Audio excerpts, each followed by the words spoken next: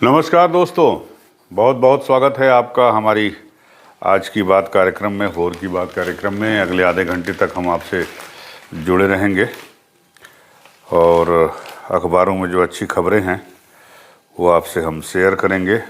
उम्मीद करता हूं कि लोग हम आपस में जुड़ गए हैं। जो लोग जुड़ गए हैं उनको मेरा नमस्कार, जो लोग बाद में जुड़ेंगे उनको भी मेरा नमस्कार। तो शुरू करते हैं। तो शुरुआत करते हैं विश्व कप से।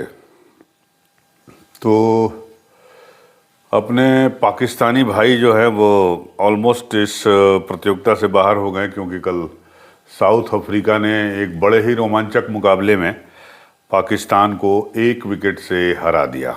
चेन्नई में ये मैच हुआ और माना जा रहा है कि पाकिस्तानी टीम के लिए इस वर्ल्ड कप में अब कुछ भी अच्छा नहीं जा रहा है और अच्छा नहीं बचा है।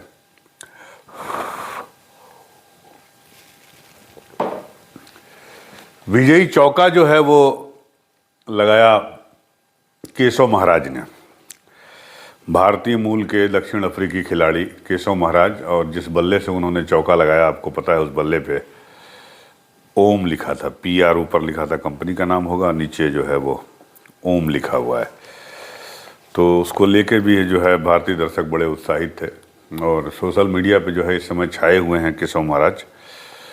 तो केशव जो है वो नॉट आउट रहे 7 रन पे, महज 7 रन बनाया उन्होंने, लेकिन जो विजयी चौका लगाया उन्होंने उससे वो हैं।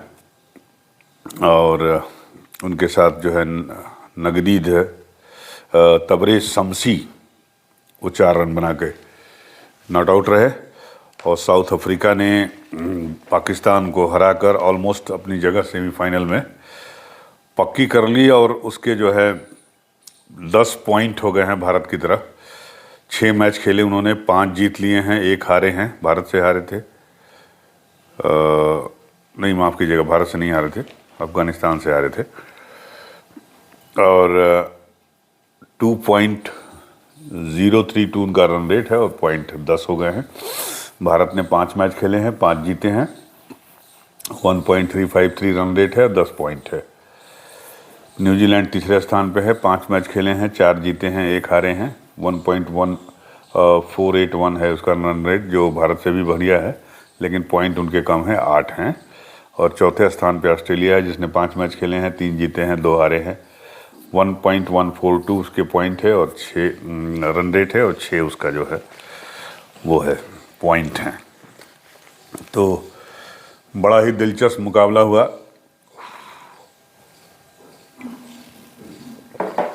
और मैं आपको बता रहा था कि साउथ अफ्रीका की टीम इस बार जो है वो चोकर नहीं है। हर बार कुछ न कुछ गड़बड़ हो जाता था। तो पाकिस्तान की ये लगातार चौथी हार है और दक्षिण अफ्रीका जो है वो ऑलमोस्ट सेमीफाइनल में पहुंच चुका है। तो पाकिस्तान ने जो है पहले बल्लेबाजी की और बड़ा स्कोर नहीं बनाए, 3.2 ओवर बाकी था, तभी उसकी सारी टीम जो है 10 खिलाड़ी 270 रनों पे ऑल आउट हो गए। हालांकि पाकिस्तान गेंदबाजों ने उन्हें मैच में ज़बरदस्त वापसी दिला दी, पर लक्ष्य का पीछा करते हुए दक्षिण अफ्रीका 47.2 ओवर में 9 विकेट पर 271 रन बनाकर रोमांचक जीत प्राप्त की। पाकिस्तानी गेंदबाजों के अद्भुत प्रदर्शन के कारण ये मैच दक्षिण अफ्रीका के लिए बहुत मुश्किल हो गया था, परंतु अंपायर का एक निर्णय उन पर भारी पड़ गया। 46वें ओवर में रऊफ अपने स्पेल का अंतिम ओवर डालने आए। दक्षिण अफ्रीका को तब जीतने के लिए 11 रन की आवश्यकता थी, परंतु 8 विकेट गंवा चुके थे वो।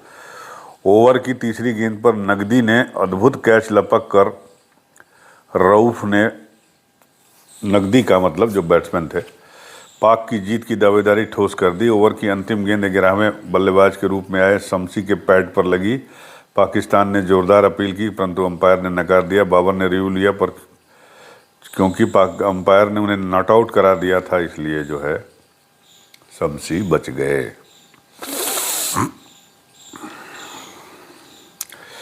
एक समय साउथ अफ्रीका की टीम जो है सुखद स्थिति में लग रही थी और एडन मार्करैम 91 ने 51 रन बनाए, उन्होंने टीम को जीत की चौखट तक पहुंचा दिया।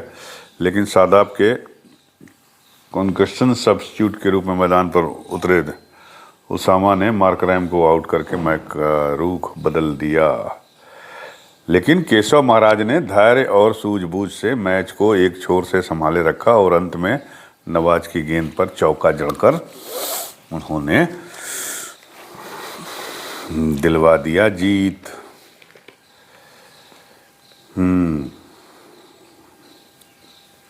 तो इस तरह से पाकिस्तान की सेमीफाइनल की राह जो है बेहद मुश्किल हो गई है।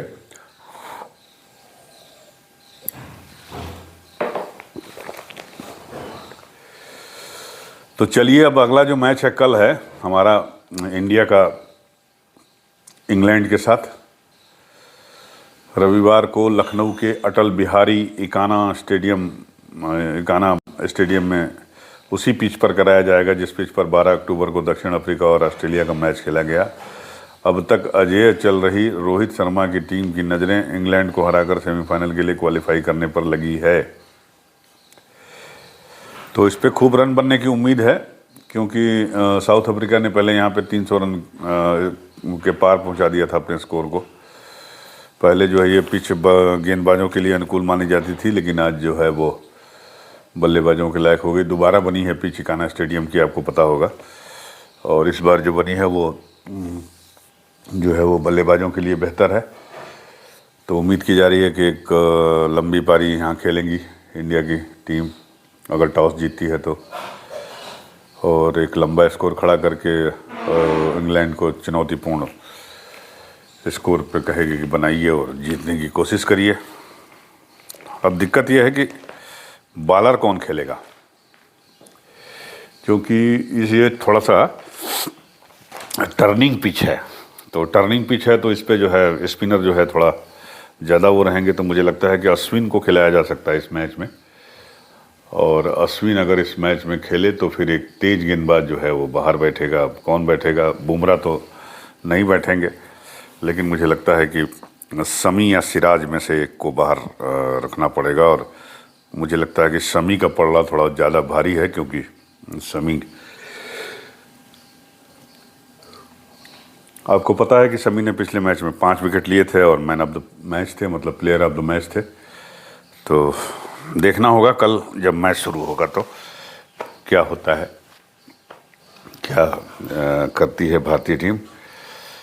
तो चलिए कुछ और खबरों की तरफ बढ़ते हैं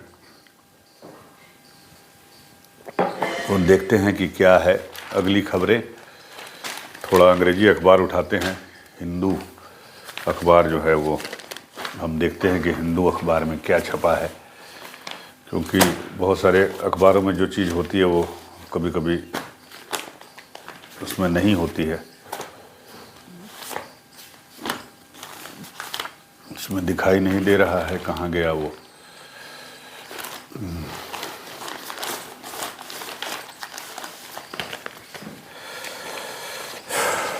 अमर उजाला है।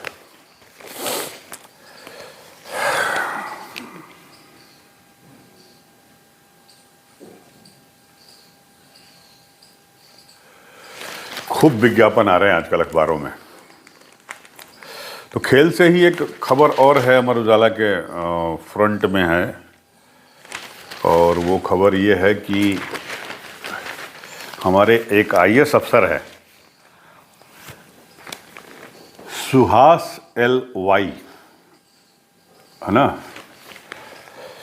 हाउजोंग पैरा एशियाई खेलों में भारत से खेलने वाले एकमात्र आईएएस अफसर सुहास LY, जो हमारे यहाँ खेल सचिव हैं उत्तर प्रदेश सरकार में, आईएएस अफसर हैं, और उन्होंने जो है गोल्ड जीता है पैरा एशियाड खेलों में। और इसके लिए बहुत बहुत बधाई यूपी न्यूज़ 9 की दर्शकों की तरफ से और हमारी तरफ से, हम सब की तरफ से।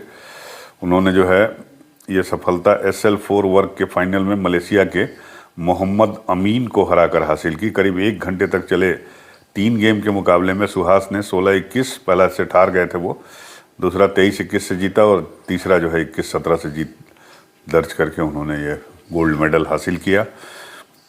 बहुत बहुत बधाई।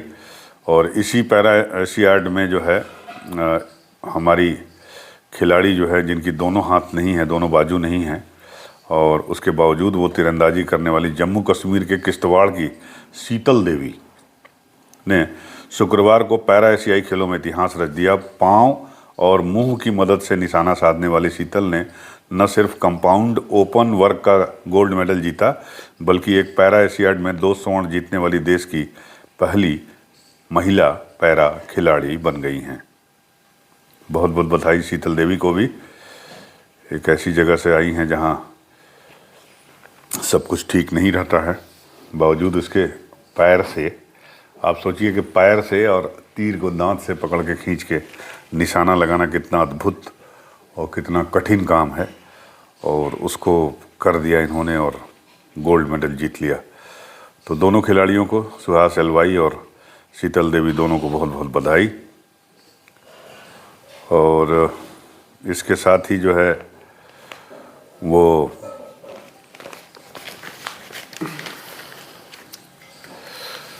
खबर है आपके प्रधानमंत्री नरेंद्र मोदी जी की, जो उन्होंने कल का बड़ा एक इंटरेस्टिंग बयान दिया है कि पहले मोबाइल और सरकार दोनों हैंग हो जाते थे और जनता ने उन्हें जो है बदल दिया। रीस्टार्ट और बैटरी चार्ज करने से भी नहीं फ़ायदा होता था। तो बड़ा इंटरेस्टिंग बयान है। मोदी जी अपने बयानों के लिए ही जाने जाते हैं, इसीलिए उनको लोग, कुछ लोग जो है जुमलेबाज भी कहते हैं।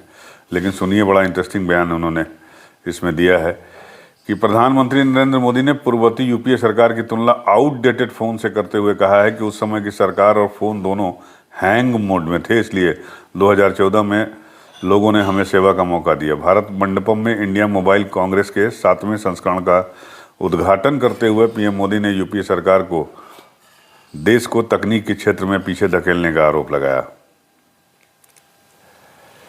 तो हो गया, उन्होंने कहा कि भैया अब हम फ़ोन आयातक से फ़ोन निर्यातक बन गए हैं। विश्व के दूसरे सबसे बड़े मोबाइल उत्पादक हैं। सैमसंग के वर्जन 4-5 के साथ एप्पल 15 का भी निर्माण भारत में हो रहा है। गूगल अपना पिक्सल फ़ोन भी यहीं बना रहा है। हम 2 लाख करोड़ के फ़ोन निर्यात कर रहे हैं, एक्सपोर्ट कर रहे हैं। तो 2014 तारीख नहीं है, बदलाव की कहानी है। तो ये बात कही पीएम मोदी ने, और चलिए अच्छी बात है। अभी तो चुनाव होने जा रहे हैं, वहाँ देखते हैं क्या होता है। तो एक पीईटी परीक्षा जो है शनिवार और रविवार को होने वाली है। आप लोग मेरे ख्याल से तैयारी कर चुके होंगे। समूह ग की भर्तियों के लिए प्रारंभिक अर्हता परीक्षा पीईटी, प्राइमरी एंट्रेंस टेस्ट होगा मेरे ख्याल से, शनिवार रविवार को आयोजित किया जाएगा। इस परीक्षा में पहली बार अभ्यर्थियों की फेक रिकॉग्निशन अटेंडेंस, बायोमेट्रिक हाजिरी होगी। इससे फर्जी अभ्यर्थी पकड़े जाएंगे। अधीनस्थ सेवा चयन आयोग के अनुसार पहली पाली सुबह 10 से 12 बजे और दूसरी 3 से 5 बजे तक होगी। परीक्षा के सकुशल आयोजन के लिए 35 अपर जिलाधिकारी, 364 सेक्टर मजिस्ट्रेट, 1249 स्टैटिस्टिक मजिस्ट्रेट समेत कुल 80,274 कर्मियों की तैनाती की गई है। जिला प्रशासन भी निगरानी करेगा। आयोग के अध्यक्ष प्रवीर कुमार ने बताया कि सभी केंद्रों की 24,000 से अधिक सीसीटीवी कैमरों से निगरानी की जा रही है। अभ्यर्थियों की संख्या को देखते हुए परिवहन विभाग ने अतिरिक्त बसों की व्यवस्था की है। रेलवे से भी अतिरिक्त ट्रेन चलाने के लिए कहा गया है। लखनऊ में रविवार को भारत इंग्लैंड के मैच को देखते हुए अभ्यर्थियों को थोड़ा पहले निकलने की सलाह दी गई है।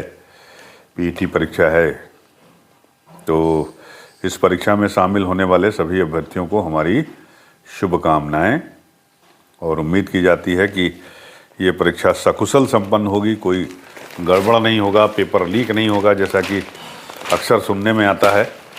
तो पूरी तैयारी होनी चाहिए और पुख्ता इंतज़ाम होने चाहिए ताकि जो है ये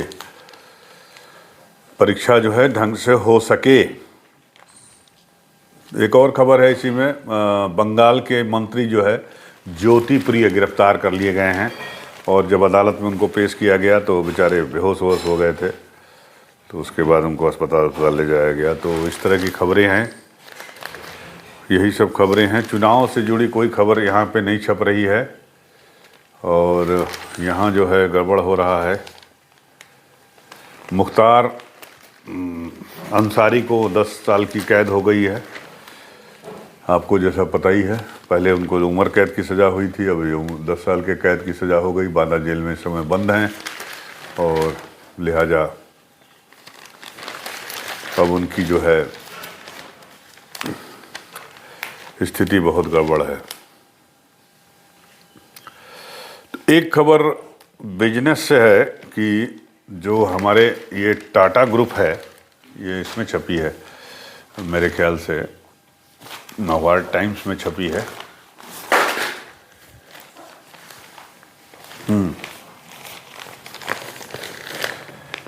कि टाटा ग्रुप जो है वो एप्पल फ़ोन अब बनाएगा। विस्ट्रॉन जो पहले कंपनी बना रही थी बेंगलोर के पास, जिसकी फैक्ट्री थी एप्पल फ़ोन बनाने की, तो वो जो है अब बनाएगी फैक्ट्री ये आईफोन। तो ये देखिए, विस्ट्रॉन संग डील हो गई है और टाटा बनाएगी देसी आईफोन। टाटा ग्रुप भारत का पहला आईफोन मैन्युफैक्चरर बनने के लिए पूरी तरह से तैयार है। आईफोन मैन्युफैक्चरिंग कंपनी विस्ट्रॉन के बोर्ड ने टाटा ग्रुप को अपनी भारतीय यूनिट बेचने की मंजूरी दे दी है। विस्ट्रॉन की यूनिट बेंगलोर के पास है। विस्ट्रॉन ने एक बयान में कहा कि सौदे की कीमत लगभग 12.5 करोड़ अमेरिकी डॉलर आंकी गई है। इस मंजूरी के बाद इलेक्ट्रॉनिक्स और आईटी राज्य मंत्री राजीव चंद्रशेखर ने कहा कि 2.5 साल के भीतर आईफोन की मैन्युफैक्चरिंग शुरू हो जाएगी। तो ये है कि केंद्रीय मंत्री राजीव चंद्रशेखर ने यह भी कहा कि टाटा समूह अब भारत से घरेलू और ग्लोबल मार्केट के लिए आईफोन बनाना शुरू करेगा। चंद्रशेखर ने एक्स पर पोस्ट करते हुए कहा कि भारतीय कंपनियों के साथ भारत से ग्लोबल सप्लाई चेन बनने की दिशा में ये एप्पल के लिए बहुत अच्छा कदम है। उन्होंने कहा कि आईटी मंत्रालय पूरी तरह से ग्लोबल लेवल की भारतीय इलेक्ट्रॉनिक कंपनियों के समर्थन में खड़ा है।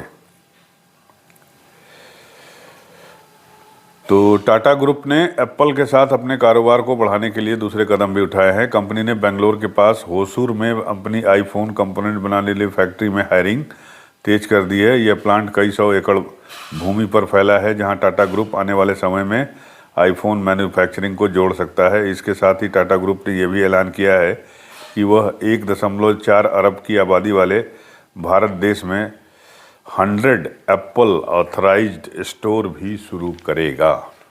यानी एप्पल जो है पूरा जोर शोर तैयारी के साथ जो है अब आने वाली है। अब टाटा ग्रुप आ गया है तो टाटा ग्रुप तो अच्छा ही है। अभी टाटा ग्रुप का आपने देखा होगा, ये क्रोमा के नाम से इन लोगों ने वो खोला है स्टोर, जहाँ पे इलेक्ट्रॉनिक्स आइटम सारे जो है मिलते हैं। तो एक चीज़ शायद आप लोगों को पता होगी या नहीं पता हो तो मैं इसको दोहरा देता हूँ कि अगर आज की तारीख में देखा जाए इलेक्ट्रॉनिक आइटम के लिए अगर ब्रांडेड स्टोर की बात करें हम, तो बाकी सब तो है ही हैं, बहुत सारी हैं। वो ईस्टर्न है और साहू ग्रुप है, लखनऊ की बात कर रहा हूँ मैं। लेकिन जो है टाटा क्रोम और रिलायंस डिजिटल, ये 2 मेन हैं। और अगर आप इनके यहाँ सामान खरीदने जाएंगे तो काफ़ी कुछ इस समय फेस्टिव सीजन में डिस्काउंट भी आपको मिल रहा है। आप जो है वो बाकी जगहों के मुकाबले हो सकता है कि यहाँ से आप सस्ती डील हासिल कर लें, आपको जो है वो सस्ता सामान मिल जाए। वो जैसे टीवी है, फ़ोन है या दूसरे आइटम है, फ्रिज है, तमाम चीज़ें हैं। तो और इसमें भी अगर आप कोई भी सामान खरीदने के पहले एक बार जो है टेस्ट कर लीजिए। आप दोनों स्टोर पे जाइए, रिलायंस डिजिटल पे भी जाइए और टाटा क्रोम के स्टोर पर भी जाइए। और आप जाएंगे तो आप पाएंगे कि दोनों जगहों पर आप अच्छी तरह से थोड़ा समय दीजिए, 1 घंटा उस स्टोर में, 1 घंटा उस स्टोर में, और समझने की कोशिश करिए कि कौन स्टोर जो है किस प्रोडक्ट को आपको ज़्यादा सस्ते में दे रहा है, वो किसकी डील ज़्यादा बेहतर है। तो आप पाएंगे कि जो टाटा क्रोम का स्टोर है, ये मेरा व्यक्तिगत अनुभव है, मैं आपसे शेयर कर रहा हूँ और मैं उम्मीद करता हूँ कि आप भी इसका अनुभव करने के लिए आप दोनों स्टोर का विज़िट करें, ताकि मैं जो बोल रहा हूँ वो सच है या गलत है, आपको इस बात का अंदाज़ा हो जाएगा। तो टाटा क्रोम पे कई प्रोडक्ट ऐसे हैं जहाँ आपको हो सकता है कि रिलायंस डिजिटल स्टोर से आपको वो सस्ते में मिल जाए। मसलन मैं टीवी की बात कर रहा हूँ, अगर आप सैमसंग का टीवी खरीदना चाहते हैं 65 इंच का या एलजी का टीवी खरीदना चाहते हैं 65 इंच का, या फिर आप सोनी का टीवी खरीदना चाहते हैं, तो आप दोनों स्टोर पे जाइए और आप चेक करिए कि एलईडी और ओएलईडी और कौन कौन सी टेक्नोलॉजी है। 3 तरह की टेक्नोलॉजी है टीवी में इस समय। तो सबसे जो लोअर वो है वो एलईडी है। तो एलईडी टीवी जो है 65 इंच का, अगर आपको हो सकता है कि अगर आप रिलायंस के स्टोर में जाएं तो हो सकता है कि आपको 81,000 का मिले, और वही टीवी जो है अगर आप टाटा क्रोम के स्टोर में जाते हैं तो हो सकता है कि आपको 89,000 का मिल जाए। ऐसे ही कोई प्रोडक्ट जो है आपको हो सकता है कि टाटा स्टोर में जो है वो आपको 50,000 में मिले, और रिलायंस डिजिटल में जो है वो आपको हो सकता है कि 48,000 में मिल जाए। तो दोनों के बीच ज़बरदस्त कंपटीशन है, और दोनों ने डिस्काउंट के तरह तरह के स्कीम्स लॉन्च किए हैं, जैसे क्रेडिट कार्ड का है, कैश बैक का है, और कैश पेमेंट का है, तमाम चीज़ें हैं।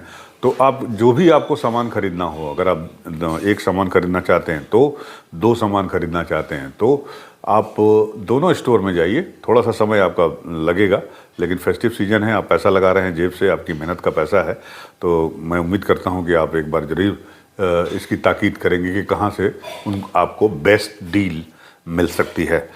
तो बेस्ट डील पाने के लिए आप दोनों स्टोर का मेरा मशवरा है कि आप जो है विज़िट करें, और जो चीज़ आपको ख़रीदनी है आप देख लीजिए कि कहाँ से आपको जो हो वो ज़्यादा सस्ती या कम पैसे में मिल सकती है। तो कल एक मेरे मित्र हैं डॉक्टर साहब, उनको भी मैंने यही सलाह दी, और आज वो जा रहे हैं टीवी ख़रीदने वर्ल्ड कप का मैच देखने के लिए, स्पेशली जो कल संडे को मैच होना है भारत और इंग्लैंड के बीच में। तो उस मैच को देखने के लिए वो अपने बेडरूम में से बैठ के देखना चाहते हैं, बेडरूम में बिस्तर पे लेट के मैच देखना चाहते हैं। तो मैंने उनको भी यही सलाह दी, और आज वो जा रहे हैं, सैटरडे है उनका, समय निकाल के वो जाएंगे। तो आपसे भी मेरा अनुरोध यही है कि आप भी यही करिए और जाके देखिए। फेस्टिव सीजन है, आपको बेस्ट ऑफर मिलेगा। ऑनलाइन ख़रीदारी तो लोग करते ही हैं, आप भी करते होंगे। तो ऑनलाइन ख़रीदारी में मज़ा नहीं आता जो मज़ा आप दुकान में जाके ख़रीदिए और मोल तोल करिए, मोल भाव करिए। भैया इतना है, यहाँ पे हमको इतना डील मिल रहा है, आप हमको इतना दे दो, ये कर दो, वो कर दो, भीड़ भाड़, हल्ला हुल्ला, सजावट, बिजली बत्ती, तो थोड़ा सा फेस्टिव माहौल सा लगता है। तो इसलिए ऑनलाइन ख़रीदने के बजाय अगर आप दुकानों से सामान ख़रीदें, शोरूम से सामान ख़रीदें, तो शायद बेहतर होगा, क्योंकि शोरूम में बहुत सारे लोग काम भी करते हैं, उनसे उनकी रोजी रोटी चलती है। तो मुझे लगता है कि ये बेस्ट डील लेने का अवसर आप नहीं गंवाएंगे, और मैं कोशिश करूंगा कि आपसे इस बेस्ट डील के बारे में, दिवाली में कहाँ कहाँ से कौन कौन से बेस्ट डील आपको मिल रहे हैं, वो हम आपको दिखाएंगे। और आप देखते रहिएगा, जुड़े रहिएगा हमारे साथ, यूं ही हंसते रहिए, मुस्कुराते रहिए, बातें करते रहिए, अपने विचार साझा करते रहिए। मिलते हैं आपसे अगली वीडियो में, तब तक के लिए नमस्कार।